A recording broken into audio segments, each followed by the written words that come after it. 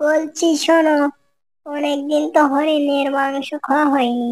তুমি একটা হরিণ শিকার করে নিয়ে আসো, আমি হরিণের মাংস খাবো। আচ্ছা ঠিক আছে, আমি হরিণ শিকার করতে যাচ্ছি আজকে। তুমি আজকে রেডি হয়ে থাকো খাওয়ার জন্য। আমি আজকে হরিণ হরিণ শিকার করে তারপরেই বাড়ি ফিরবো আজকে। বলতেছি শিয়াল বউ, আমার তো বাঘ ডেকেছে আজকে সকাল সকাল যাওয়ার জন্য। আমি একটু বাইরে ঘোরাফেরা করতে যাচ্ছি, তুমি বাড়িতেই থাকো। আচ্ছা ঠিক আছে, তুমি যাও, সাবধানে থেকো। বাঘের কথা বলা যায় না, কি দেখি ফোন দিয়াতে। সকাল সকাল বাড়ি চলে এসো।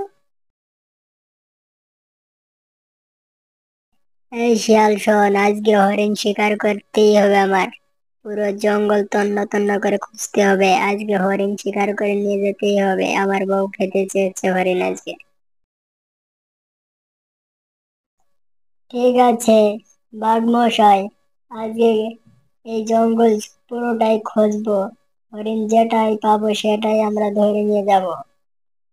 এখন খুঁজতে থাকি হরিণ। কিরে শিয়াল, আমরা তো একটা হরিণও পাইলাম না, তাহলে আমি এখন কি করব?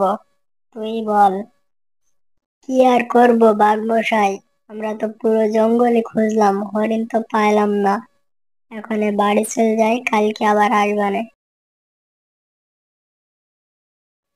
আচ্ছা ঠিক আছে, চল তাহলে বাড়ির দিকে। কালকে সকাল সকাল চলে আসিস। পরবর্তী গল্প পেতে এই চ্যানেলটা সাবস্ক্রাইব করে নোটিফিকেশন অল করে দাও।